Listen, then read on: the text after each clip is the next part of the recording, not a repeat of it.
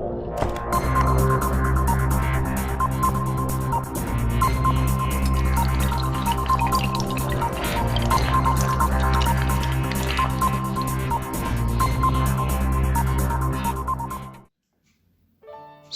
Bapak Ibu terkasih dalam Tuhan. Kita bertemu lagi untuk memuji, memuliakan, meninggikan nama Tuhan, mendengarkan firman-Nya, dan menyerahkan kehidupan kita dalam tangan Tuhan melalui ibadah kita. Karena itu, mari kita tunduk kepala dan menyerahkan ibadah kita ke dalam tangan-Nya. Segala puji, syukur, hormat kami naikkan ke hadirat-Mu ya Tuhan, atas anugerah pemeliharaan, perlindungan, penyertaan bagi kehidupan kami hingga sampai pada hari ini. Karena itu Bapa, kami berkomitmen untuk menggunakan waktu pada ibadah pagi hari ini, menyerahkan dalam tangan Tuhan, dan hadirat Tuhan memenuhi kami, dan kami boleh memuji, meninggikan nama Tuhan, akan mendengarkan suara-Mu. Karena itu ibadah kami pada pagi hari ini kami menyerahkan dalam tangan Tuhan, dari awal sampai pada akhirnya, boleh jadi di dalam nama Bapa, Putra, dan Roh Kudus. Amin. Kaulah yang layak terima segala pujian kami Tuhan. Oh, Kau ditinggikan.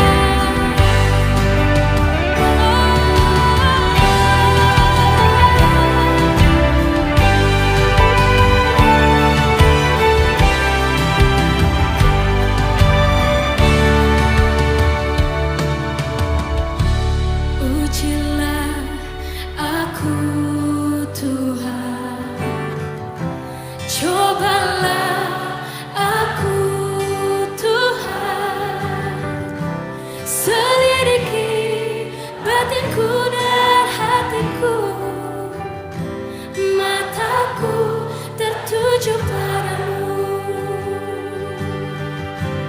Aku cinta padamu Tuhan, aku rindu hadirat-Mu Tuhan, aku ingin selalu dekat padamu, menikmati kehadiran-Mu.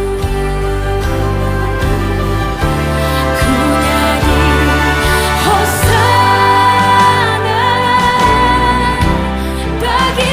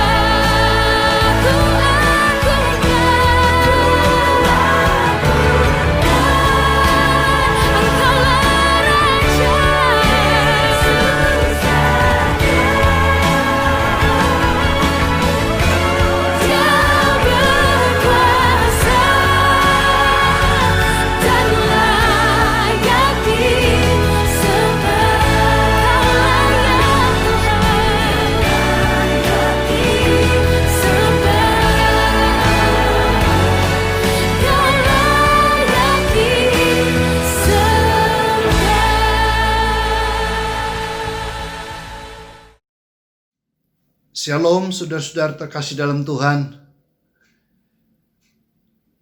Kita dipanggil untuk tetap bertahan di tengah dunia ini. Dan menghadapi masalah apapun kita tetap bertahan. Bertahan bukan mengalah. Bertahan untuk menjadi pemenang. Kenapa? Karena kita punya Allah yang hidup, yang siap menolong setiap kita.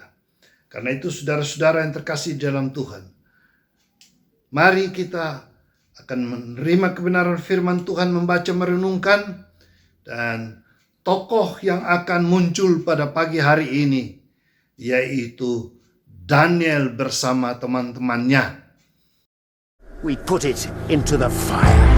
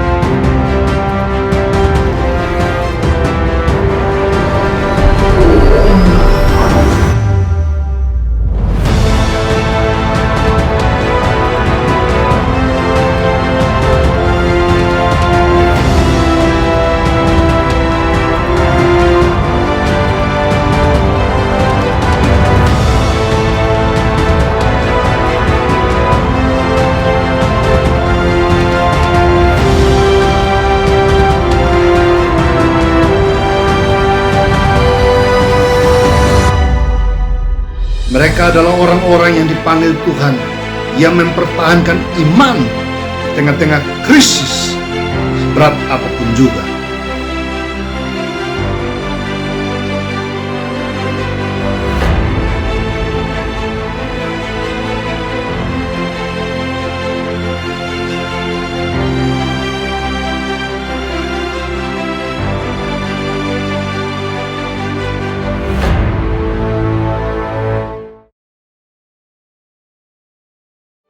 Sangat menarik saudara. Karena itu kita yang ingin menang juga menghadapi bermacam-macam persoalan kehidupan. Mari belajar dari Sadrak, Mesak, Abednego, Daniel, 4 pemuda Ibrani yang hidup pada zaman itu dan memberi inspirasi bagi kehidupan kita. Nah, apa keunikan dari kehidupan 4 orang muda ini, saudara-saudara? Kalau kita mempelajari kitab Daniel, wah, secara keseluruhan saudara-saudara, kita temukan ada 4 keunikan dari kehidupan mereka, saudara-saudara, yang patut menjadi teladan juga bagi kehidupan kita di masa kini untuk menghadapi berbagai krisis dalam kehidupan kita. Saudara-saudara terkasih di dalam Tuhan, keunikan mereka yang pertama, bahwa ternyata mereka ini orang-orang yang memiliki skill yang dapat diandalkan dalam kehidupan ini. Saudara-saudara, mereka berada di dalam pemerintahan Nebukadnezar pada zaman itu. Dan Nebukadnezar mengumpulkan semua orang-orang muda dan mengharapkan mereka yang memiliki skill, potensi untuk mereka dapat bekerja di istana. Dan saudara-saudara, terseleksi betul dari sekian banyak orang muda Ibrani ini. Ternyata muncul 4 orang ini, yaitu Daniel, Sadrak, Mesak, dan Abednego. Luar biasa bukan? Nah, mereka memiliki skill yang dapat diandalkan untuk bertahan di dalam dunia ini, bekerja di tengah-tengah dunia ini. Nah, saudara, kita ada di tengah dunia. Tuhan juga beri mandat kepada kita bahwa kita juga harus bekerja taklukkan bumi dan kuasailah itu. Berarti kita hidup di dunia ini, kita juga harus menjadi orang-orang yang berdampak, orang-orang berpengaruh, yang memiliki skill-skill profesional, yang dapat melakukan banyak hal, yang berdampak juga bagi banyak orang. Nah, saudara-saudara, pada ayat pasal 1 ayat yang keempat mengatakan begini, yakni orang-orang muda yang tidak ada suatu celah, yang berperawakan baik, yang memahami berbagai hikmat dan pengetahuan banyak, dan yang mempunyai pengertian tentang ilmu, yakni orang-orang yang cakap untuk bekerja dalam istana raja, supaya mereka diajarkan tulisan dan bahasa orang Kasdim. Saudara lihat, mereka memiliki skill tersendiri. Ini penting juga bagi kita, saudara, bahwa kita bekerja, kita hidup di tengah-tengah dunia ini. Perlu memiliki pengetahuan yang memadai, perlu memiliki kemampuan yang memadai, supaya kita tetap survive di tengah kesulitan-kesulitan hidup ini. Saudara-saudara, di tengah pandemi ini, ada banyak orang memang sedang mengeluh, sedang berjuang tentang kehidupan. Tetapi justru pada kondisi-kondisi semacam ini, kita bisa menggunakan kemampuan-kemampuan yang ada pada kita untuk tetap bertahan dalam kehidupan kita. Dan Tuhan mau memberikan hikmat pengetahuan bagi kita, supaya kita gunakan semua itu juga demi kehidupan ini. Jadi saudara-saudara yang terkasih di dalam Tuhan, inilah keunikan, inilah keunggulan dari mereka, sehingga mereka bisa bertahan hidup dan mereka tampil akhirnya sebagai orang-orang yang luar biasa pada zaman itu. Zaman ini dibutuhkan juga kita semua selama hidup ini sebagai anak-anak Tuhan ada di tengah-tengah dunia ini. Mari kita juga berperan aktif, karena Tuhan menyertai kita dengan hikmat, dengan pengetahuan, dengan berbagai kemampuan untuk kita memberi dampak bagi banyak orang juga. Dan di dalamnya ada berkat juga yang menyertai kehidupan kita. Nah, saudara-saudara yang terkasih di dalam Tuhan, yang kedua, keunikannya bahwa mereka ini adalah orang-orang yang memiliki komitmen untuk menjaga kekudusan hidup. Nah, menjaga kekudusan hidup ini komitmen mereka. Jadi saya ingin bacakan bagi kita Daniel pasal 1 ayat yang ke-8 mengatakan demikian. Daniel berketetapan untuk tidak menajiskan dirinya dengan santapan raja dan dengan anggur yang biasa diminum raja. Ya, saudara, dan dikatakan di situ Daniel berkomitmen dan tidak mau menajiskan dirinya juga. Luar biasa. Daniel berkomitmen. Mereka berkomitmen untuk tidak mau menajiskan diri. Dan ini berarti mereka adalah orang-orang yang percaya kepada Allah yang hidup, Allah yang mereka sembah, Allah yang diajarkan kepada mereka bahwa Allah itu adalah Allah yang kudus, Allah yang tidak berkompromi dengan dosa. Dan kalau mereka sungguh percaya kepada Allah yang kudus, mereka tidak boleh hidup di dalam kenajisan. Karena itu mereka berkomitmen untuk hal itu. Dan apa yang terjadi, saudara-saudara, luar biasa komitmen ini. Tuhan akan memberkati mereka. Pada ayat yang ke-9 dikatakan bahwa maka Allah mengaruniakan kepada Daniel kasih dan sayang dari pemimpin pegawai istana itu. Justru Allah bekerja di saat kita memiliki komitmen hidup memuliakan Allah, hidup di dalam kekudusan, saudara-saudara. Jadi mari kita juga di tengah kehidupan kita ini ada komitmen-komitmen kita untuk hidup di dalam kekudusan. Pertanda kita hidup dekat dengan Tuhan, pertanda kita mentaati kehendak Tuhan. Sekalipun kita bekerja atau kita berada di lingkungan orang-orang yang tidak seiman dengan kita, tetapi identitas kita, status kita sebagai orang percaya yang perlu menjaga hubungan kita dengan Tuhan, hidup di dalam kekudusan, hidup berkenan memuliakan Allah. Dan itu yang Allah inginkan. Dan inilah tampilan dari 4 orang ini, Daniel, Sadrak, Mesak, dan Abednego. Dan saudara lihat, dengan mempertahankan kekudusan hidup ini, hidup dekat dengan Tuhan, bergaul dengan Tuhan, kerohanian yang dibangun di dalam Tuhan, mereka tetap ditolong oleh Tuhan. Dalam situasi apapun, Tuhan akan menyertai. Nah, yang ketiga, saudara-saudara, kalau kita mau belajar sungguh-sungguh, kita lihat di sini bahwa mereka adalah orang-orang yang suka berdoa. Mereka adalah orang-orang yang suka berdoa. Ayatnya yang ke-17 sampai ayat ke-19 mengatakan demikian. Kepada keempat orang itu, Allah memberikan pengetahuan, kepandaian tentang berbagai-bagai tulisan dan hikmat. Sedang Daniel juga mempunyai pengertian tentang berbagai penglihatan dan mimpi.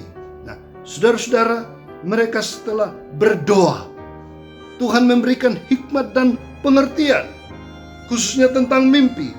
Dan ini sangat penting, saudara-saudara, yang akhirnya mereka dipakai oleh Tuhan. Karena mereka berdoa, mereka berseru kepada Tuhan dengan sungguh-sungguh. Mereka meminta hikmat daripada Tuhan, pengertian daripada Tuhan, untuk menafsirkan mimpi Raja Nebukadnezar, saudara-saudara. Karena pada waktu itu ada ancaman, ada bahaya, yaitu kalau tidak ada yang bisa menafsirkan mimpi raja, semua harus dibunuh. Ada di dalam tekanan, ada di dalam ancaman, saudara-saudara. Kemudian datanglah Daniel dan memberitahukan hal itu kepada Hananya, Misael, dan Asaria, teman-temannya, dengan maksud supaya mereka memohon kasih sayang Allah semesta langit mengenai rahasia itu, supaya Daniel dan teman-temannya jangan dilenyapkan bersama-sama orang-orang bijaksana yang lainnya di Babel. Mereka menghadapi ancaman dan mereka mau berdoa bersama-sama supaya mereka luput daripada ancaman bahaya maut ini, saudara, kematian, kalau tidak bisa menafsirkan mimpi raja. Jadi saudara lihat bahwa menghadapi krisis yang berat, ancaman bagi nyawa mereka, apa mereka lakukan? Mereka berdoa, minta kepada Allah, sumber segala hikmat dan kemampuan. Jadi mereka orang-orang yang luar biasa, memiliki skill-skill keahlian yang dapat diandalkan di dunia kerja. Mereka memiliki komitmen untuk menjaga kekudusan. Dan sekarang mereka juga memiliki roh doa, orang-orang yang suka berdoa, saudara-saudara. Luar biasa keempat pemuda ini. Kita mau belajar dari mereka. Walaupun mereka adalah orang-orang pandai, saudara-saudara, sudah hebat, saudara-saudara, luar biasa, tetapi mereka masih tetap percaya kepada Tuhan. Mereka masih mengandalkan Tuhan. Mereka adalah orang-orang yang suka berdoa. Dan nantinya kita baca selanjutnya, masih ada krisis-krisis hebat yang dialami. Daniel, saudara-saudara, dibuang ke dalam gua singa juga. Oleh karena diamati komitmen hidupnya yang setiap hari suka berdoa. Satu hari dia 3 kali berdoa. Padahal dia seorang pemimpin yang super sibuk, saudara-saudara. Dan kita belajar, orang sesibuk mereka, tapi mereka adalah orang-orang yang suka berdoa. Pada akhirnya apa? Mereka tampil sebagai pemenang. Di tengah krisis mereka menang. Karena Allah beserta dengan mereka. Luar biasa, bukan?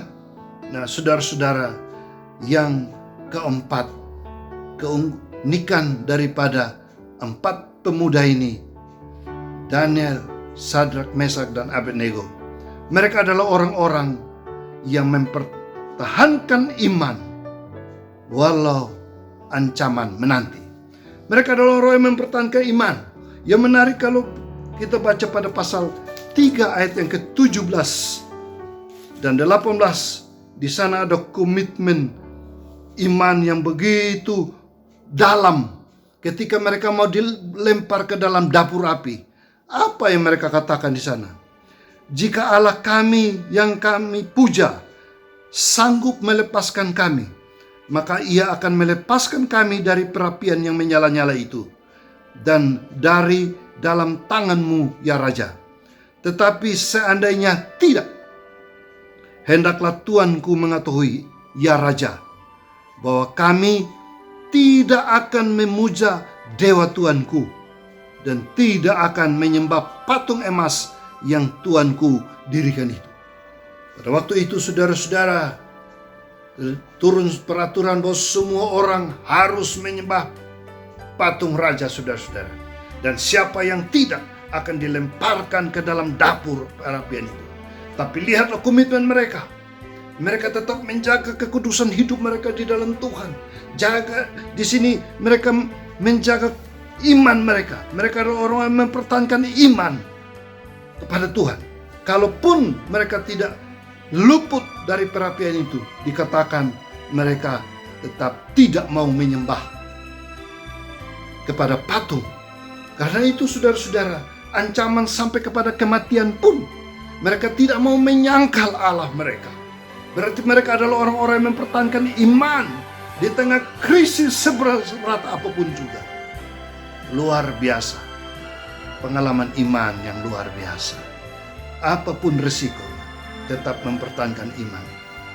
Mereka sudah memperhitungkan itu. Iman kepada Allah yang hidup lebih berharga daripada jabatan, lebih berharga daripada emas, perak, kekayaan, semua yang telah mereka raih dalam prestasi kehidupan mereka. Allah lebih berharga. Allah lebih penting daripada segala-galanya. Apa arti hidup ini tanpa Yesus kau miliki? Apa arti kekayaan ini tanpa Yesus kau miliki? Semuanya akan ditinggalkan. Tapi pada waktu kita pulang ke rumah Bapa, apa yang kita bawa? Kita tidak membawa apapun juga. Waktu kita datang ke dalam dunia ini, kita juga pulang dengan tidak membawa apapun juga. Saudara-saudara, jangan hanya masalah-masalah di sekitar kita. Persoalan demi persoalan menghantam iman kita, dan kita tinggalkan Tuhan kita. Gugur iman kita hanya karena harta dunia ini. Gugur iman kita hanya karena kesulitan-kesulitan hidup di dalam dunia ini. Oh, bagi 4 pemuda ini tidak. Apapun yang terjadi, iman lebih berharga dari segala-galanya. Tetap mempertahankan pengakuan mereka tentang Allah itu lebih berharga, lebih daripada segala-galanya. Karena itu, saudara-saudara terkasih di dalam Tuhan, luar biasa bukan? 4 orang pemuda tampil dengan iman yang luar biasa. Kita juga di tengah kesulitan hidup ini, mari kita pertahankan iman kita. Lebih berharga daripada apapun juga. Tuhan kita lebih berharga daripada apapun juga. Tetap setia melayani Dia, setia mengiring Dia, setia bersama dengan Dia. Karena kita berada di dalam Yesus, dan tidak ada apapun juga di dalam dunia ini yang memisahkan kita dari kasih Allah di dalam Kristus Yesus. Seperti dikatakan dalam Roma pasal 8 ayat 35-39. Siapa yang dapat memisahkan kita dari kasih Kristus? Tidak ada. Karena itu, biarlah kita tetap setia kepada Dia. Tuhan memberkati kita sekalian. Amin.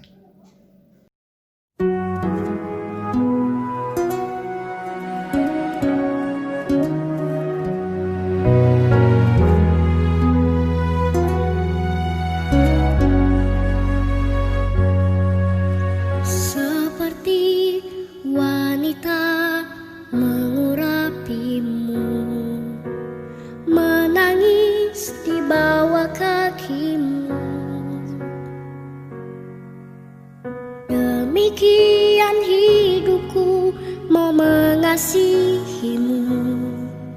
Yesus, Engkau baik bagiku. Sampai akhir ku menutup mata, ku tetap setia menanti janjimu. Sampai ku dapatkan mahkota kehidupanku, ku tetap setia, ku melayanimu.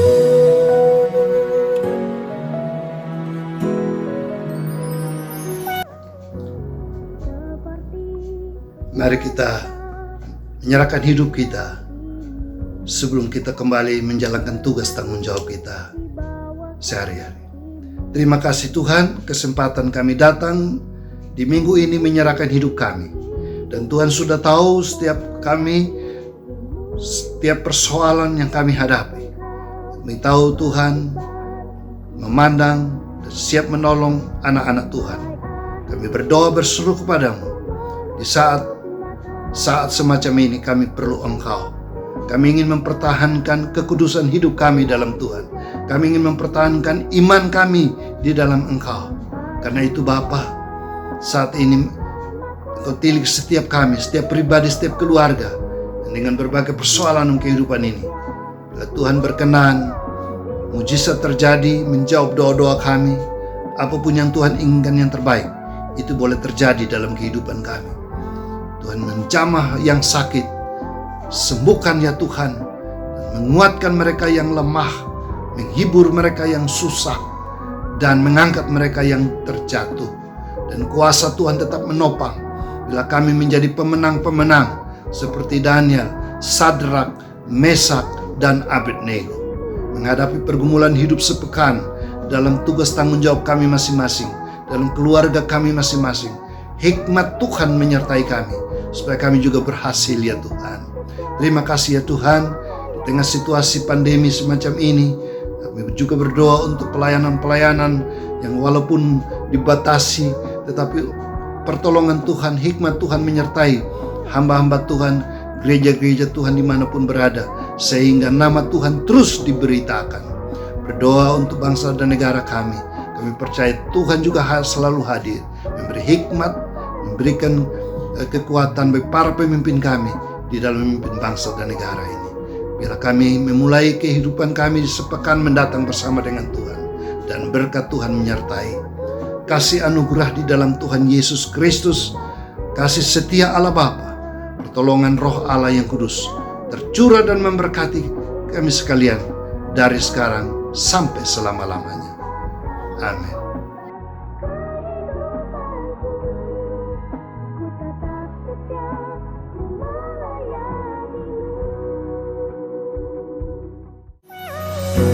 Seperti wanita mengurapimu, menangis di bawah kakimu.